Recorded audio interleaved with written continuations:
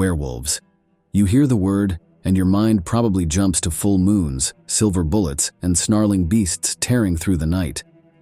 But long before Hollywood gave us tragic anti-heroes and spine-cracking transformation scenes, the idea of humans becoming wolves, or something close to them, was already lurking in myths and legends across the globe. And here's the kicker. These stories aren't just about monsters, they dig into something much deeper, something primal. They're about what happens when people lose control, when the civilized mask slips, and the wild, dangerous side of human nature takes over. Some werewolves are cursed, others wear their transformation like armor, and in certain places, becoming an animal was even seen as a kind of gift. But no matter where the story came from, the fear behind it stayed the same. What happens if the beast inside wins?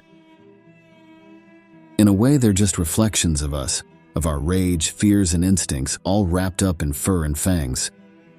With Halloween right around the corner, this second video will wrap up our two-part series on the most iconic monsters out there, this time focusing on werewolves. So how did these shapeshifters evolve from the ancient world into the pop culture icons we know today? Well, that's where things get really interesting. The origins of werewolf mythology feel like a strange mixture of fear, punishment, and human fascination with the natural world. The Greek myth of King Lycaon might be the most widely known origin of the werewolf, but it's not the first story of a human becoming a beast. For that, we need to go even further back, way back, to ancient Mesopotamia. The Epic of Gilgamesh, one of the oldest surviving stories in human history, gives us a fascinating hint. In the epic, Gilgamesh rejects the advances of the goddess Ishtar, listing her past lovers and how badly things ended for them. One of those lovers, according to Gilgamesh, was a shepherd whom Ishtar transformed into a wolf. This isn't a werewolf story in the way we think of them now. There's no full moon or cursed bite, but the core idea is there. A man is changed into a wolf as a result of a goddess's fury. Following the Mesopotamian myth, the ancient Greeks, who also loved a good story about divine wrath, gave us the more widely known story of a man-to-beast transformation through the tale of King Lycaon. Lycaon was no ordinary king. He was arrogant, cruel, and decided to play a nasty trick on Zeus, which backfired spectacularly. When Lycaon tried to feed Zeus human flesh, the king of the gods didn't just punish him. He stripped Lycaon of his humanity, turning him and his entire bloodline into ravenous wolves. Lycaon's story isn't just a myth about transformation. It's a cautionary tale about hubris and the consequences of crossing moral boundaries. In this sense, early werewolves weren't really about horror. They were about morality. The Greeks saw the transformation as a reflection of inner nature. If you acted like a beast, you became one. This story is also where the terms lycanthrope and lycanthropy originated from. Fitting, right? What's wild is how this story inspired other legends that would pop up centuries later. From medieval Europe to the Gothic tales of the 19th century, this idea of becoming a monster as punishment sticks around. It's also worth noting that the Greeks weren't alone. Ancient Roman writers like Ovid even mentioned shape-shifting tales and metamorphoses, further spreading the idea that under the right or wrong circumstances, a person could become a wolf. While many other cultures have similar stories of man-to-beast transformations, the Greeks stand out for making the shift to a wolf a curse, and that specific version of the werewolf myth would echo for centuries across Europe. That's where the werewolf legend takes root, right there in the shadow of Greek mythology. But how it spread and mutated across different cultures is another story. One of the coolest things about werewolves is how the concept of a human transforming into an animal appears all over the world, even in cultures that never interacted with one another. From the icy fjords of Scandinavia to the misty forests of Eastern Europe, these stories seem to pop up everywhere. But they aren't always about wolves. That tells us something interesting. The fear of humans turning into beasts is universal, even if the details change depending on geography and local beliefs.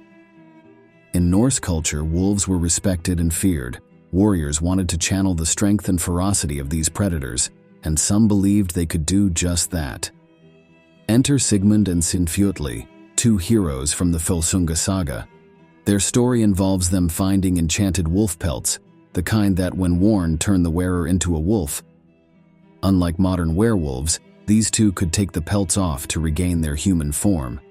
But once the pelts were on, they were overwhelmed by wolf instincts, losing themselves in bloodlust and battle. The Norse take on werewolves feels less like a curse and more like an opportunity, though a dangerous one. It reflects their warrior culture, where becoming more like a predator was seen as useful, even desirable. The key difference here is that the Norse weren't as interested in curses as they were in control. These stories suggest that if you could harness the wildness of a wolf without letting it consume you, you'd become unstoppable. Over in the Slavic regions, we find a creature called the Volkodlak. Now, the Volkodlak isn't exactly a werewolf as we think of them today. In some versions, it's a cursed person who can transform into a wolf. In others, it's more like an evil sorcerer who chooses to become a wolf to cause harm. This duality is a hallmark of Slavic folklore. Nothing is ever just one thing, and people, or creatures, can switch between good and evil depending on the circumstances. The Volkodlak also adds an interesting twist. It could change into other animals too, not just a wolf. But the wolf form was always the most feared, probably because wolves were such a constant threat in rural Eastern Europe. Unlike the Norse pelts or the Greek curse, magic rituals were usually involved in these transformations. Some tales even say that if a person stayed in wolf form too long, they'd forget they were human and be lost to the wild forever. That's a chilling idea, being trapped as something you're not, until the memory of who you were slips away. If you ever get the sense that Germany was obsessed with werewolves, you're not wrong. German folklore is full of stories about men cursed to wander the woods as wolves, often for a specific period. 7 years seems to come up a lot. Unlike the more warrior-oriented Norse myths, these German tales are focused on punishment and isolation. The idea is that the cursed man has to suffer through years as a beast, cut off from society, and unable to communicate or return to his family. One of the most unsettling parts of these stories is how helpless the cursed men are. In many versions, they can only return to human form if someone recognizes them and helps them, either by naming them or showing them kindness. But of course, that rarely happens. It's easy to see how these legends fed into the medieval werewolf trials, where people were accused of being wolves in disguise. While European werewolf myths lean heavily on curses, indigenous American stories often treat animal transformations differently. For many tribes, turning into an animal is a way to gain power, insight, or protection. Wolves in particular are seen as symbols of loyalty and guardianship. In some tales, a person becomes a wolf to watch over their tribe or fight off enemies. A great example of this comes from the Navajo, where shamans or medicine men could take on animal forms during rituals. But there's a darker side too. The skinwalkers, evil witches capable of turning into wolves and other creatures, blur the line between magic and monstrosity. Skinwalkers were feared not just because of their power, but because they represented betrayal from within. Someone close to you who turns into something predatory. This concept of transformation as both a gift and a threat adds a layer of complexity that isn't always present in European werewolf stories. Here, becoming a wolf could be a sacred act or a terrible crime, depending on the intention behind it.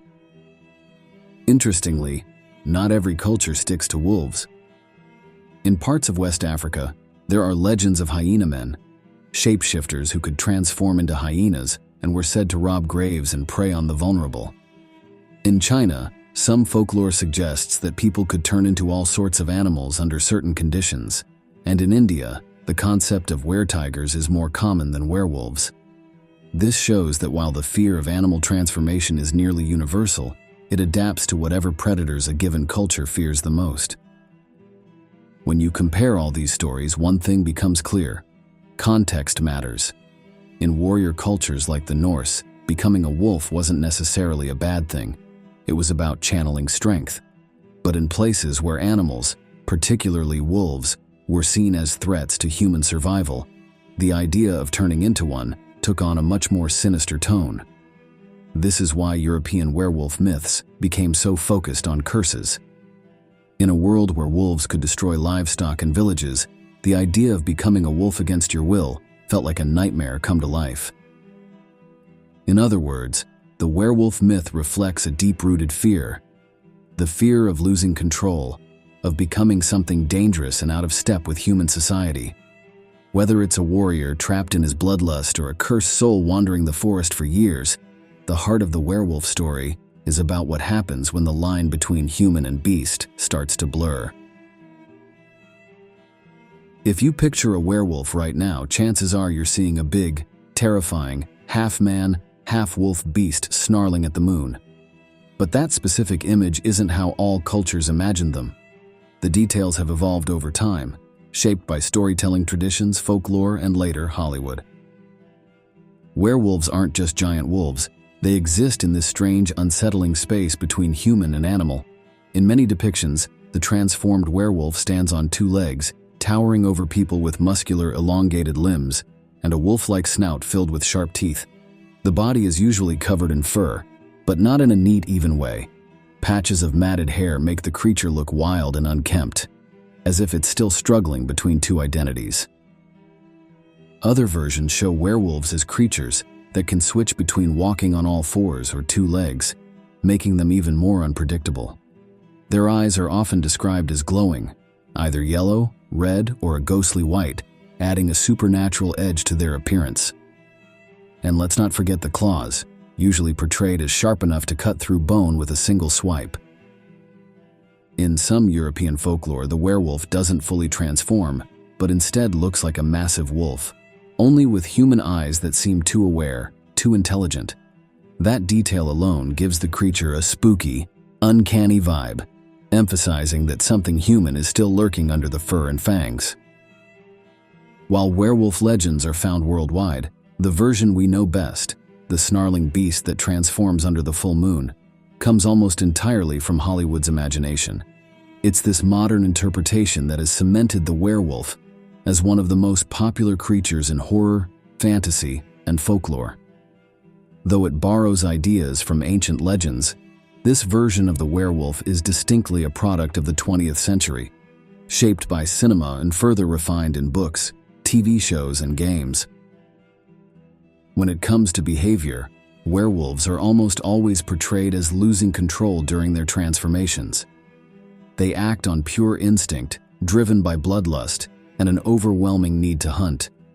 In older folklore, they're often depicted as attacking both livestock and humans, indiscriminately killing whatever they come across. The loss of control is a big part of what makes werewolves so terrifying. They don't target out of malice or fun. They just hunt because they have to. Some myths, especially in German and French folklore, mention werewolves going after people close to them, friends, family, even children, without any awareness of their actions. That's where the real horror lies, the idea that you could become a monster and not recognize or care about the ones you love. In modern stories, the contrast between human and wolf instincts gets more attention. We see werewolves portrayed as struggling to keep their humanity intact, an internal struggle, wrestling with the fear that the beast inside them will take over permanently. These modern interpretations delve much deeper into what it means to retain your humanity while being a monster. In films like The Wolfman and TV shows like Teen Wolf, characters fight a constant battle to control their violent urges. They don't want to hurt the people they care about, but the wolf inside them doesn't care. This internal conflict makes the werewolf more than just a monster. It makes them a tragic anti-hero, someone who is cursed to hurt the ones they love despite their best efforts. Some versions dive directly into that psychological struggle. The werewolf becomes a metaphor for things like anger, addiction, or emotional repression. The idea that if you don't deal with the darkness inside you, it will eventually consume you. Werewolves are no ordinary predators. Across cultures, they've been given an impressive set of powers that make them incredibly dangerous. Werewolves are always portrayed as physically stronger and faster than humans, capable of outrunning horses or overpowering entire groups of people without breaking a sweat. This makes them terrifying in combat since most ordinary weapons can't slow them down. In nearly every version, werewolves have enhanced senses, especially hearing and smell. Some myths even say they can track prey for miles or sense fear from a distance, making them nearly impossible to escape once you're on their radar. One of the scariest things about werewolves is that they don't stay injured for long. In battle, they can recover from wounds that would kill a normal person. Broken bones snap back into place, cuts heal in seconds. This makes fighting a werewolf a nightmare, as most injuries only slow them down briefly before they come back stronger. In older stories, some werewolves could transform whenever they wanted, using magic or enchanted objects like wolf pelts. However, modern interpretations often tie their transformation to the full moon. During that time, the wolf side takes over completely, leaving the person with no memory of what they did once the moon sets. In older folklore like lycanthropy, the condition of turning into a wolf often came from a curse, dark magic, or was even hereditary. But Hollywood gave us a simpler, more contagious version, the werewolf bite. This transformation into an infection or curse that spreads through physical contact mirrors vampire lore, but with a twist. The bite doesn't just change your appearance, it changes your soul. This shift helped turn werewolves into a metaphor for things like disease, addiction, and trauma. Once bitten, there's no going back. You become something you fear, and that transformation is permanent. For all their strength and ferocity, werewolves aren't invincible.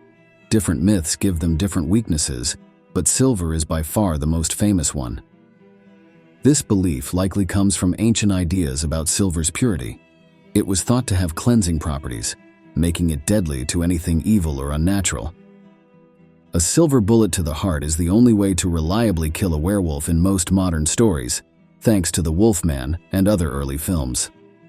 In some older versions, werewolves could also be killed with fire or by beheading, the same methods used to deal with vampires. Others suggest that a werewolf could be defeated by making it say its human name, breaking the spell and forcing the creature to shift back. In some folklore, religious symbols or holy water could weaken them, though that connection faded over time as the werewolf evolved into a more secular monster in popular culture. At its core, the werewolf isn't just about physical transformation, it's about the fear of losing control. Whether the transformation is triggered by a bite, curse, a full moon, or a ritual, the underlying theme is the same. Something inside the person changes, and they become dangerous to those around them. This fear of the other within, of becoming something monstrous, makes werewolves unique among supernatural creatures. Vampires are elegant and calculating, ghosts are trapped by regret. But werewolves, they're about rage and instinct, about what happens when the human mind takes a back seat to the animal inside. Hey everyone, just a quick intermission here. I wanted to say thank you for watching this video. It really means a lot to me. Did you know that over 80% of you who are watching right now aren't subscribed to the channel? If you've enjoyed this content so far, it would be incredible if you could hit that subscribe button. It's a small gesture, but it really helps the channel grow and ensures that you won't miss any more of our fascinating stories we explore together. Also, if you're feeling generous, please give this video a thumbs up, leave a comment, and share with anyone else who may enjoy it. Your support really does make a difference and keeps the content coming. Thanks again, and let's get back to the story. Werewolves didn't just exist in the pages of myth and folklore. Throughout history, people genuinely believed these creatures were out there, prowling the forests, attacking villages, and even living among them. These weren't just ghost stories told around campfires. Whole communities, from rural villages to royal courts, feared the existence of werewolves. And when strange attacks or gruesome killings happened, someone often ended up on trial, whether or not they were guilty. The Beast of Gévaudan, 1764-1767, a terror in the French countryside. One of the most famous and well-documented werewolf-related incidents in history happened in Gévaudan, a remote region in southern France. Over the course of 3 years, dozens of people, mostly women and children, were killed by what witnesses described as a massive wolf-like creature. What made the attack so chilling wasn't just the number of victims, but the ferocity of the kills. Victims were often found with their throats ripped out, and in some cases, their bodies had been partially eaten. The French government became so concerned that King Louis XV sent soldiers and hunters to track down the beast. Though they killed several large wolves, the attacks didn't stop, and panic spread. People began to whisper that this wasn't just a wolf, it was a loup-garou, a werewolf. Some historians now believe the beast might have been a hyena or a rogue wolf, but the people of Gévaudan were convinced they were dealing with something supernatural. Even today, the mystery of the beast of Gévaudan remains unsolved, cementing its place in the annals of werewolf lore. The Werewolf of Bedburg, 1589, Peter Stump and the Curse of Cannibalism. If the beast of Gévaudan represents fear of the unknown, Peter Stump is the ultimate cautionary tale about the horrors that live among us. Stump, a farmer from the town of Bedburg, Germany, was arrested in 1589 and accused of being a werewolf. His crimes? Murder, cannibalism, and sorcery. Under torture, Stump confessed to using a magic belt that allowed him to transform into a wolf at will. In his wolf form, he claimed to have killed livestock, devoured children, and even murdered his own son. The townspeople were horrified, and Stump was executed in a gruesome public display meant to send a message to anyone else practicing dark magic. His trial became one of the most infamous werewolf cases in European history, fanning the flames of fear across the continent. While Stump's confession was almost certainly forced, it's significant that he talked about using a magic item to transform, an idea that appears in earlier folklore and likely influenced later werewolf myths. The belief in people transforming into animals through sorcery or enchanted objects was already widespread, and Stump's trial only confirmed what many feared, that anyone, even a neighbor or family member, could secretly be a monster. Werewolf trials, the madness of fear. Just like the infamous witch trials, werewolf trials spread across Europe during the 15th to 18th centuries. These trials were part of a larger pattern of hysteria. When crops failed, livestock died, or people disappeared, communities looked for someone to blame. And just as women were accused of being witches, men and boys were often accused of being werewolves. In France, Germany, and Switzerland, dozens of people were executed for alleged lycanthropy. In many cases, the accused were outcasts or people with mental illnesses, further showing how superstition and fear preyed on the vulnerable. One common theme in these trials was the idea that the accused could transform at will, but would return to their human form once captured, meaning they looked perfectly normal during their trials. This belief blurred the line between human and monster, making it impossible to know who could be trusted. These trials often ended with brutal executions, burning at the stake, beheading, or hanging, which served both as punishment and as a warning to others. The werewolf trials, much like the witch trials, weren't about justice. They were about control, about eradicating fear by destroying anything or anyone perceived as a threat. The Werewolf of Alariz, Manuel Blanco Romasanta, Spain, 19th century. Manuel Blanco Romasanta isn't just another name in history. His story reads like a true crime thriller wrapped in folklore. This Spanish drifter confessed to killing at least 13 people in the mid-1800s. But here's where things get weird. Romasanta insisted he wasn't responsible for the murders because, according to him, he turned into a wolf when they happened. What's wild is that the authorities didn't immediately dismiss his claim as pure insanity. At the time, the idea of lycanthropy, the transformation of a person into a wolf, was still lingering in the public consciousness, and Romasanta's trial is one of those eerie moments where myth and reality start to blur. Even more surprisingly, Romasanta's death sentence was commuted, with some saying the Spanish queen herself wanted him studied, curious to know if lycanthropy could be a real diagnosable condition. It's a strange case, equal parts folklore and psychology. Some say Romasanta was just a cunning serial killer who used the werewolf myth to dodge responsibility, while others see him as a tragic figure trapped in the belief that something monstrous lived inside him. Either way, his trial is a stark reminder that even in the 19th century, the fear of the beast within was alive and well. The Wisconsin Werewolf, The Beast of Bray Road, 1990s. If you think werewolves are just old-world myths, wait until you hear about the Beast of Bray Road. In the 1990s, people in Elkhorn, Wisconsin, started reporting sightings of a strange creature, a massive wolf-like figure with a muscular, human-like body and the head of a wolf. Even creepier, witnesses swore it could walk on two legs as easily as it could run on all fours.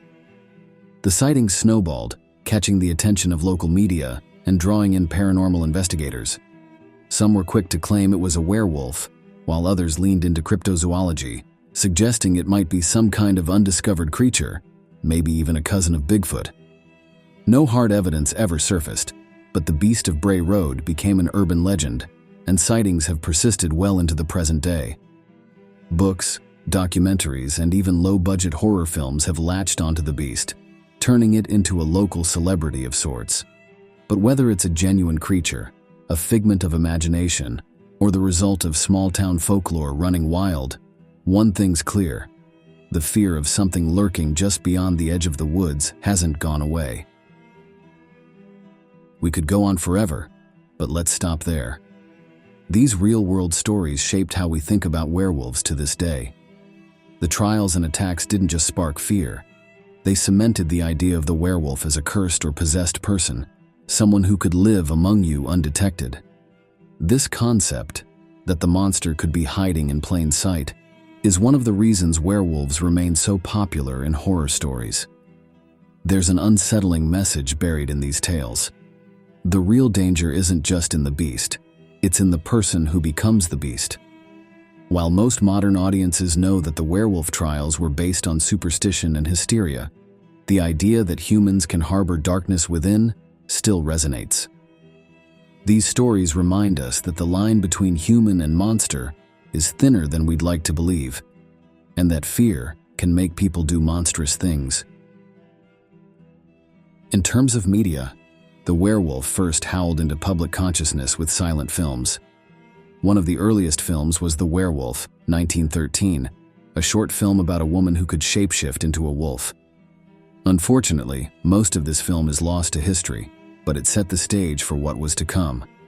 It wasn't until 1941, however, that the werewolf really became a cinematic icon. Universal Studios' The Wolfman, starring Lon Chaney Jr., defined the modern version of the werewolf. The movie introduced several tropes that stuck, most notably the idea that the full moon triggers the transformation and that the curse of lycanthropy is spread by a bite. Lon Chaney Jr.'s portrayal of Larry Talbot, a man cursed to become a wolf against his will, emphasized the tragedy of the werewolf. Talbot wasn't a villain, he was a victim. This emotional depth gave the werewolf a sympathetic side, a trait that would stick around in future portrayals. The Wolfman also introduced the idea that silver is the only thing that can kill a werewolf, a concept that quickly became canon in werewolf stories going forward. Fast forward to the 1980s and werewolves were everywhere in horror films. This decade marked a shift. Directors weren't just focused on the monster's curse.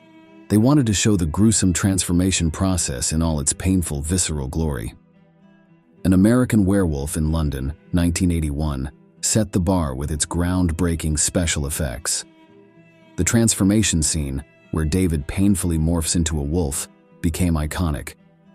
You feel every bone snap and muscle stretch as the character shifts, hammering home the idea that becoming a werewolf is agonizing. This film also added humor to the mix, blending horror with dark comedy, which made it stand out. The Howling, 1981, released the same year, leaned fully into horror, presenting werewolves as cunning, malevolent predators living among us. The film's special effects raised the stakes even higher, making these wolves look terrifyingly real. Both of these movies turned the act of transformation into a spectacle, and audiences loved it. The werewolf wasn't just a monster anymore, it was a cinematic event. By the 2000s, werewolves were no longer just horror icons, they were evolving into new roles. The action horror genre gave us the Underworld series, which pitted werewolves, or lycans, against vampires in a centuries-long war. In Underworld, the werewolves aren't mindless beasts. They're organized, intelligent warriors, adding a new dimension to the myth. This marked a shift toward portraying werewolves as powerful, strategic creatures instead of just cursed victims. Around the same time, romantic fantasies began to embrace the werewolf.